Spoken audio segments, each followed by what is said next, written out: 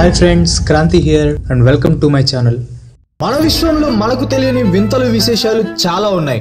Hello friends, ఎలా ఉన్నారు? ఇది నా స్టూడియోలో నేను రికార్డ్ చేస్తున్న ఫస్ట్ వీడియో. నేను రోజులో ఎక్కువ టైం దీంట్లోనే స్పెండ్ చేస్తాను. 5 లక్షలకు పైగా సబ్స్క్రైబర్స్ ని సంపాదించుకున్నా.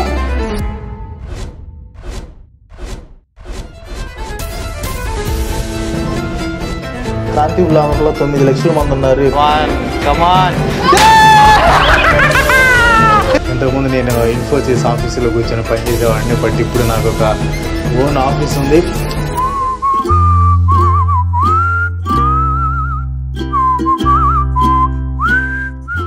హే గైస్, ఎలా ఉన్నారు? ప్రెజెంట్ తిరుపతి లడ్డు కాంట్రవర్సీ జరుగుతుంది. చాలామంది దాని మీద వీడియో చేయమని అడుగుతున్నారు. బట్ ప్రెజెంట్ అయితే నేను ఆ వీడియో చేసే పొజిషన్లో లేను. మీరు గమనిస్తే సెప్టెంబర్ 10th ఒక వీడియో పెట్టాను. ఆ తర్వాత నెక్స్ట్ వీడియో వచ్చేసి సెప్టెంబర్ 16th పెట్టాను. మధ్యలో 5 days గ్యాప్ వచ్చింది. నార్మల్గా నేను ఎప్పుడు 5 days గ్యాప్ తీసుకోను. ఆ సెప్టెంబర్ 16th అప్లోడ్ చేసిన వీడియోలో కూడా చెప్పాను, ఒక అనుకోని ఊహించని సంఘటన చోటు చేసుకుంది, దాని గురించి ఇప్పుడు చెప్పే పొజిషన్లో లేను అని చెప్పాను. కావాలంటే మీరు ఆ వీడియోలో చూడొచ్చు. సో ఆ సంఘటన తర్వాత ఇష్టం లేకపోయినా బలవంతంగా కొన్ని రోజులు హైలీ సెన్సిటివ్ టాపిక్స్కి దూరంగా ఉండాల్సిన పరిస్థితి ఏర్పడింది. ఇంట్లో వాళ్ళు కూడా కొన్ని డేస్ నువ్వు సెన్సిటివ్ టాపిక్స్కి దూరంగా ఉండని రిక్వెస్ట్ చేశారు.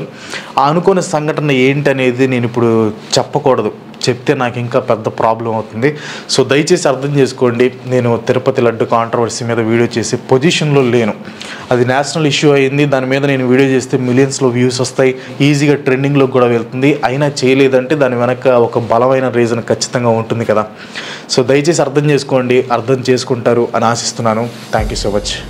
యునైటెడ్ నేషన్స్ హెల్త్ ఏజెన్సీ ప్రకారం జనవరి 1, 2022 నుంచి జూలై 30, 2024 మధ్యలో 116 కంట్రీస్లో 99,176 మంకీ పాక్స్ కేసెస్ కన్ఫర్మ్ అయ్యాయంట. అందులో మొత్తం 208 మంది ఈ మంకీ పాక్స్ వల్ల చనిపోయారు. ఈ monkeypox worldwide spread అవుతుందేమో అని ఆగస్టు 14న World health Organization director general public health ఎమర్జెన్సీని డిక్లేర్ చేశారు. ఇప్పటి వరకు వచ్చిన కేసెస్లో ఎంపాక్స్ వేరియంట్ వేరు, కానీ ఇప్పుడు వస్తున్న వేరియంట్ వేరు.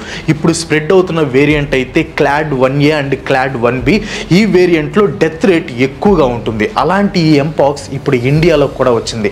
ఒకవేళ దీన్ని కానీ నెగ్లెక్ట్ చేస్తే ఇది మరో కరోనా అయినా కూడా ఆశ్చర్యపోవాల్సిన అవసరం లేదు. ఎంపాక్స్, దీన్నే మంకీ పాక్స్ అని కూడా పిలుస్తారు. ఇది ఒక అంటువ్యాధి. దీన్ని కలిగించే వైరస్ ఎంపాక్స్. ఈ ఎంపాక్స్ వైరస్ ఆర్థోపాక్స్ అనే వైరస్ జాతికి చెందింది.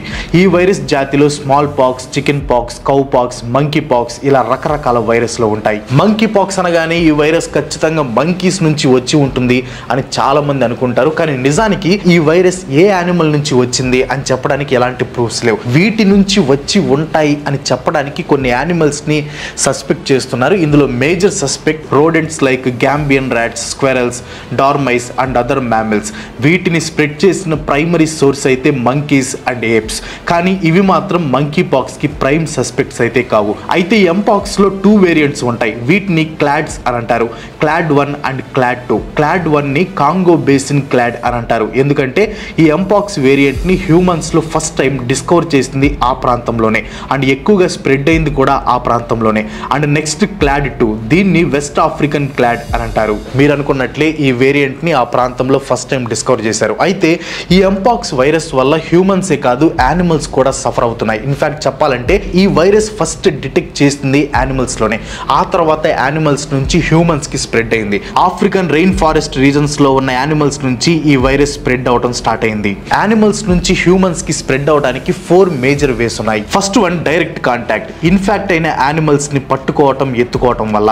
Second one bites and scratches, infected animals కరిచినా లేకపోతే వాటి గోర్లతో గీరినా ఈ వైరస్ స్ప్రెడ్ అవుతుంది. And third one consumption of bush meat, forest region కాబట్టి అక్కడ యానిమల్స్ ని హంట్ చేసి తింటారు. అలా ఇన్ఫెక్ట్ అయిన యానిమల్స్ ని తినడం వల్ల కూడా ఈ వైరస్ హ్యూమన్స్ కి స్ప్రెడ్ అవుతుంది. And fourth one contact with contaminated materials, infect అయిన జంతువులు తిరిగిన ప్లేస్ కంటామినేట్ అవుతుంది అండ్ అక్కడ ఉన్న ఆబ్జెక్ట్స్ కూడా కంటామినేట్ అవుతాయి. అలా కంటామినేట్ అయిన చోట ఎవరైనా తిరిగినా వాళ్ళు ఈ వైరస్ కి ఇన్ఫెక్ట్ అయ్యే అవకాశం ఎక్కువగా ఉంది. అలాగే ఈ వైరస్ హ్యూమన్స్ మధ్యలో కూడా స్ప్రెడ్ అవుతుంది. అది ఎలా అంటే first one skin to skin contact. ఈ వైరస్ వల్ల ఇన్ఫెక్ట్ అయిన వాళ్ళని టచ్ చేసినా, హగ్ చేసుకున్నా ఈ వైరస్ స్ప్రెడ్ అయ్యే అవకాశం ఉంది. ఇన్ఫెక్ట్ అయిన అయిన పర్సన్కి బొబ్బలు వస్తాయి. ఆ బొబ్బల్లో ఉన్న లిక్విడ్తో కాంటాక్ట్ అయితే వైరస్ స్ప్రెడ్ అవుతుంది. ఒకవేళ ఇన్ఫెక్ట్ అయిన పర్సన్ని కిస్ చేస్తే నోట్లో ఉండే సలైవా ద్వారా ఈ వైరస్ ఇంకా ఈజీగా స్ప్రెడ్ అవుతుంది. And second one, respiratory droplets. Infect అయిన పర్సన్తో ఎక్కువసేపు మాట్లాడినా కూడా ఈ వైరస్ స్ప్రెడ్ అయ్యే అవకాశం ఉంది. మరి ముఖ్యంగా మాట్లాడుతున్నప్పుడు వాళ్ళు దగ్గినా తుమ్మినా ఈ డ్రాప్లెట్స్ నుంచి వైరస్ స్ప్రెడ్ అయ్యే అవకాశం ఉంటుంది. థర్డ్ వన్, కంటామినేటెడ్ ఆబ్జెక్ట్స్ని సర్ఫేసెస్ని టచ్ చేసినా కూడా వైరస్ స్ప్రెడ్ అవుతుంది. And fourth one, sexual contact. 2022లో ఎంపాక్స్ క్లాడ్ 2 అవుట్ బ్రేక్ అయినప్పుడు కాంటాక్ట్ ట్రాకింగ్ స్టడీ చేశారు. ఆ స్టడీలో తెలిసింది ఏంటంటే సెక్షువల్ కాంటాక్ట్ ఉన్న పర్సన్స్లో 66% ఇన్ఫెక్షన్ స్ప్రెడ్ అయింది. అదే నార్మల్ కాంటాక్ట్స్లో అయితే జస్ట్ 14% ఇన్ఫెక్షన్ స్ప్రెడ్ అయింది. And fifth one, pregnant women infect అయితే ఆవిడ కడుపులో ఉన్న బేబీ కూడా ఇన్ఫెక్ట్ అయ్యే అవకాశం ఉంది. సో ఇన్ని రకాలుగా వైరస్ స్ప్రెడ్ అయ్యే అవకాశం ఉంది. ముందు చిన్నగా ర్యాషెస్ వచ్చి బొబ్బలుగా మారుతాయి. అవి వచ్చిన చోట జిలా అండ్ పెయిన్ కూడా ఉంటుంది. దీంతో పాటు ఫీవర్, హెడ్ ఏక్, బ్యాక్ పెయిన్, నీరసం వస్తాయి. అంతేకాకుండా రెస్పిరేటరీ సిమ్టమ్స్ లైక్ ఏమైనా తిన్నా చేదుగా అనిపిస్తుంది, నోస్ బ్లాక్ అయిపోతుంది, దగ్గు కూడా వస్తుంది. ఇలాంటి ఒక వైరస్ ఉందని 1950లో డెన్మార్క్లోని ఒక ల్యాబొరేటరీలో డిస్కవర్ చేశారు. దానికి 20 సంవత్సరాల తర్వాత అంటే 1970లో ఫస్ట్ హ్యూమన్ ఎంపాక్స్ కేస్ని డయాగ్నోస్ చేశారు. Democratic republic of the Congo అనే ఒక ఆఫ్రికన్ కంట్రీలో 9 నెలల పిల్లాడిని ఎంపాక్స్ నుంచి డయాగ్నోస్ చేశారనమాట. ఆ తర్వాత మెల్లిగా వెస్ట్రన్ అండ్ సెంట్రల్ ఆఫ్రికన్ కంట్రీస్లో ఈ ఎంపాక్స్ స్ప్రెడ్ అయింది. ముందుగా ఈ virus only western and central African కంట్రీస్కి మాత్రమే పరిమితమైంది. కానీ మెల్లిగా మిగతా కంట్రీస్లో కూడా స్ప్రెడ్ అయింది. 2022లో జరిగిన అవుట్ బ్రేక్లో అయితే యూరప్, అమెరికాలో కూడా స్ప్రెడ్ అయింది. 1970లో స్టార్ట్ అయిన ఈ ఎంపాక్స్ వల్ల 2015 వరకు ఎవరు చనిపోలేదు. కానీ 2015లో 2 చనిపోయారు. ఆ తర్వాత డెత్ కౌంట్ మెల్లగా పెరుగుతూ వచ్చింది. 2020లో 171, 2022, 23 మధ్యలో 208, ఇప్పుడు 2023-24 మధ్యలో 919. ఇలా ఇయర్ బై ఇయర్ గ్రాడ్యువల్గా డెత్ నెంబర్ అనేది పెరుగుతూ ఉన్నాయి. ఇంకో విషయం ఏంటంటే 2022లో గ్లోబల్ అవుట్ బ్రేక్ అయింది 2B వేరియంట్. ఈ వేరియంట్లో డెత్ టోల్ అంత ఎక్కువగా ఉండదు. దానివల్ల 93,327 కేసెస్ వచ్చినా కూడా అందులో 208 మెంబర్స్ మాత్రమే చనిపోయారు. కానీ ఇప్పుడు సిచ్యువేషన్ అది కాదు. ఎందుకంటే ఇప్పుడు వచ్చింది క్లాడ్ 1A 1B వేరియంట్స్. ఇందులో డెత్ పర్సంటేజ్ అనేది ఎక్కువగా ఉంటుంది. ఆల్రెడీ ఇప్పటికీ డెత్ పర్సంటేజ్ 5కి చేరింది. అంటే కేసెస్ వచ్చిన ప్రతి 100 మెంబర్స్లో 5 మెంబర్స్ చనిపోతున్నారు. ఇదే సిచ్యువేషన్ ఇంకా కొనసాగితే ఇది ఇంకో కరోనా అయినా అవ్వచ్చు. ఫస్ట్ 1 crore సంపాదించడమే కష్టం, కానీ ఆ తర్వాత మిగతా క్రోర్స్ని సంపాదించడం ఈజీ. ఇందులో కూడా అదే ఫార్ములా అప్లై అవుతుంది. స్టార్టింగ్లో కేసెస్ స్ప్రెడ్ అవ్వడం స్లో అవ్వచ్చు, కానీ ఒక్కసారి కానీ దాని మొమెంటం అందుకుందంటే ఇంకా చాలా డేంజరస్గా మారుతుంది. ఇది దృష్టిలో పెట్టుకొని director general of world health organisation public health emergency of international concern ని డిక్లేర్ చేశారు. ఇది ఆగస్టు 14న అతను డిక్లేర్ చేశారు. ఆయన ఇప్పుడు ఆఫ్రికన్ కంట్రీస్తో పాటు బయట కంట్రీస్లో కూడా ఈ వైరస్ అవుట్ బ్రేక్ అవ్వచ్చని అనుకుంటున్నారు. దానికి ఛాన్సెస్ ఉన్నాయని ఆయనే స్వయంగా చెప్పారు. ఎందుకంటే ఎంపాక్స్ ఒకరి నుంచి ఇంకొకరికి ఈజీగా ట్రాన్స్మిట్ అవుతుంది. అలా ట్రాన్స్మిట్ అయ్యి అందరికీ స్ప్రెడ్ అవ్వడానికి పెద్ద సమయం కూడా పట్టదు. అలాంటి ఒక డేంజరస్ ఎంపాక్స్ కేసు ఇప్పుడు ఇండియాలో వచ్చింది.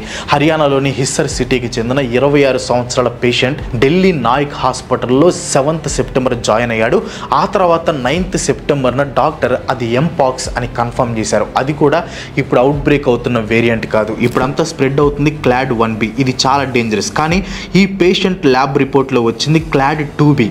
దీనివల్ల అంత సివియర్ ప్రాబ్లమ్స్ అండ్ రియాక్షన్స్ ఏమీ రావు. ఇప్పుడు అతన్ని ఐసోలేట్ చేశారు. పబ్లిక్ ఎలాంటి ఇమీడియట్ రిస్క్ లేదని యూనియన్ మినిస్ట్రీ ఆఫ్ హెల్త్ చెప్పారు. పేషెంట్ కండిషన్ కూడా స్టేబుల్గానే ఉందని ఆయన తెలియజేశారు అనమాట. ఇంకో విషయం కూడా చెప్పారు, అస్సలు భయపడాల్సిన అవసరం లేదు. ఇండియాకి ఇలాంటి అవుట్ బ్రేక్ వచ్చినా డీల్ చేయడానికి ఫుల్ ప్రిపేర్డ్గా ఉంది అని చెప్పారు. ఎందుకంటే మనం కరోనానే డీల్ చేసాం కాబట్టి, అంటే ఎలా డీల్ చేసినా కానీ డీల్ చేసాం కాబట్టి, సో ఎంపాక్స్ని కూడా ఈజీగా డీల్ చేయొచ్చు అని చెప్పారు. అలాగే కావాల్సిన మెజర్స్ అన్ని తీసుకున్నట్టు కూడా తెలిపారు. దీనికి ముందే మన పక్క దేశమైన పాకిస్తాన్లో కూడా ఒక ఎంపాక్స్ కేసు వచ్చింది. ఇలాంటి డేంజరస్ వైరస్లతో డీల్ చేయాలంటే మనం కొన్ని ముందు జాగ్రత్తలు తీసుకోవాలి. అందులో ఫస్ట్ది హైజీన్ ప్రాక్టీసెస్. రోజు చాలా ప్లేసెస్కి వెళ్తాం, అలాగే చాలా ఆబ్జెక్ట్స్ని కూడా పట్టుకుంటాం. కానీ మనం వెళ్ళిన ఆ ప్లేసెస్ అండ్ ఆబ్జెక్ట్స్ కంటామినేట్ అయి ఉండొచ్చు. అందువల్ల ఎప్పటికప్పుడు ఆల్కహాల్ బేస్డ్ శానిటైజర్స్ని వాడాలి. అలా వాడితే మనం చాలా హైజీన్గా ఉంటాం. And second one, avoiding close contact. ఒక మనిషితో మాట్లాడినప్పుడు కొంచెం దూరంగా ఉండి మాట్లాడితే మంచిది. ఆ ప్లేస్లో ఎంపాక్స్ సిమ్టమ్స్ ఉన్న వ్యక్తితో అయితే కొంచెం దూరంగా ఉండటం మంచిది. మరి ముఖ్యంగా హగ్స్ అండ్ కిస్సెస్ అయితే అస్సలు చేయకూడదు. And third one, handling contaminated materials. ఒక పర్సన్ ఇన్ఫెక్ట్ అయితే అతనికి సంబంధించిన ఏ ఆబ్జెక్ట్స్కి కొంచెం దూరంగా ఉండాలి. ఒకవేళ పొరపాటున ఆబ్జెక్ట్స్ ఆర్ మెటీరియల్స్ని టచ్ చేస్తే వెంటనే హ్యాండ్ వాష్ చేసుకోవడం మంచిది, లేదంటే వైరస్ స్ప్రెడ్ అయ్యే అవకాశం ఉంది. And fourth one, awareness of animal contacts. యానిమల్స్ని టచ్ చేసినప్పుడు జాగ్రత్తగా ఉండాలి, అవి పెంపుడు జంతువులు అయినా కూడా. ఎందుకంటే మీరు గుర్తుపెట్టుకోవాల్సింది ఒకటి ఉంది, అది హ్యూమన్స్కి ఎంపాక్స్ వైరస్ వచ్చింది యానిమల్స్ నుంచే. ఎందుకైనా మంచిది వాటిని కూడా శానిటైజ్ చేసి నీట్ అండ్ క్లీన్గా ఉంచండి. And fifth one, vaccination. Mpox వైరస్కి హై ఎక్స్పోజర్ ఉన్న ప్లేసెస్లో కానీ మీరు ఉంటే వెంటనే మీరు వ్యాక్సినేషన్ తీసుకోవడం మంచిది. ఈ ఎంపాక్స్కి సపరేట్ వ్యాక్సినేషన్ లేకపోవడంతో స్మాల్ పాక్స్ వ్యాక్సిన్ తీసుకోవడం చాలా ఇంపార్టెంట్. డాక్టర్ని కన్సల్ట్ అయ్యాక తీసుకుంటే బెటర్. ఎందుకంటే స్మాల్ పాక్స్ వ్యాక్సిన్ తీసుకుంటే ఎంపాక్స్ వైరస్ ఇన్ఫెక్షన్ అవ్వకుండా ఉండే ఛాన్సెస్ 85% ఉంది. ఇన్ని ప్రికాషనరీ స్టెప్స్ తీసుకున్నా కూడా అన్ఫార్చునేట్గా కొన్నిసార్లు వైరస్కి ఇన్ఫెక్ట్ అవుతారు. అలా అయినప్పుడు అన్ని సిమ్టమ్స్ ఒకేసారి బయట కనిపించవు. జనరల్గా చూసుకుంటే సిమ్టమ్స్ అన్ని బయటపడటానికి 6 to 13 days పడుతుంది. కొన్నిసార్లు ఇది 5 to 21 days టైం కూడా పట్టొచ్చు అనమాట. దీన్నే ఇన్క్యుబేషన్ పీరియడ్ అని కూడా అంటారు. ఫీవర్తో స్టార్ట్ అయ్యి 1 to 4 daysలో ఫ్లూ లైక్ సిమ్టమ్స్ని చూడొచ్చు. అప్పుడు ర్యాషెస్ అనేవి స్టార్ట్ అవుతాయి అనమాట. ముందు ఫ్లాట్గా స్టార్ట్ అయ్యి రెడ్ బంప్స్గా మారుతాయి, అంటే బొబ్బల్లాగా వస్తాయి. ఆ తర్వాత అయ్యి నీటి బొబ్బలుగా మారిపోతాయి. ఆ బొబ్బలు పగిలి లిక్విడ్ బయటకు రావడానికి ఇండివిజువల్ ఇమ్యూన్ సిస్టమ్ని బట్టి 2 to 4 weeks టైం పడుతుంది. కొన్నిసార్లు ఆ టైం ఎక్కువ కూడా అవ్వచ్చు. ఇలాంటి ఒక డిసీజ్ని క్యూర్ చేయడానికి ఒక ప్రూవెన్ మెడికేషన్ అయితే లేదు. స్మాల్ పాక్స్ని క్యూర్ చేయడానికి వాడే యాంటీవైరల్ డ్రగ్స్నే దీనికి కూడా వాడుతున్నారు. డ్రగ్స్ లైక్ టీపాక్స్ ఆర్ టెంబెక్స్ అని స్మాల్ పాక్స్కి వాడేవారు, ఇప్పుడు ఎంపాక్స్కి వాడుతున్నారు. ఈ యాంటీవైరల్ డ్రగ్స్ ఎంపాక్స్ మీద కూడా ఎఫెక్టివ్గానే వర్క్ చేస్తుంది. దీనివల్లే 2 to 4 weeksలో ఒక పర్సన్ క్యూర్ అవ్వగలుగుతున్నారు. కానీ 100% క్యూర్ అవుతున్నారా అని అడిగితే నో అని చెప్పాలి. 8 సంవత్సరాల కన్నా చిన్నపిల్లలు ఎవరిలో అయితే ఇమ్యూన్ సిస్టమ్ స్ట్రాంగ్గా ఉండదో అండ్ ప్రెగ్నెంట్ లేడీస్లో చిన్నపిల్లలకి పాలు ఇచ్చే తల్లుల్లో చాలా సివియర్ ఇల్నెస్ని చూడొచ్చు. ఎందుకంటే ఎంపాక్స్ వల్ల కొన్ని లాంగ్ టర్మ్ ఎఫెక్ట్స్ కూడా ఉంటాయి. స్కిన్ ర్యాష్ వల్ల వచ్చిన మచ్చలు అంత త్వరగా తగ్గవు. కొన్ని కేసెస్లో విజన్ కూడా లాస్ అవ్వచ్చు. మరి ముఖ్యంగా కార్నియా డ్యామేజ్ అయినప్పుడు. ఇమ్యూన్ సిస్టమ్ స్ట్రాంగ్గా లేకపోతే ఇలాంటి డేంజరస్ ఎఫెక్ట్స్ని చూడాల్సి వస్తుంది.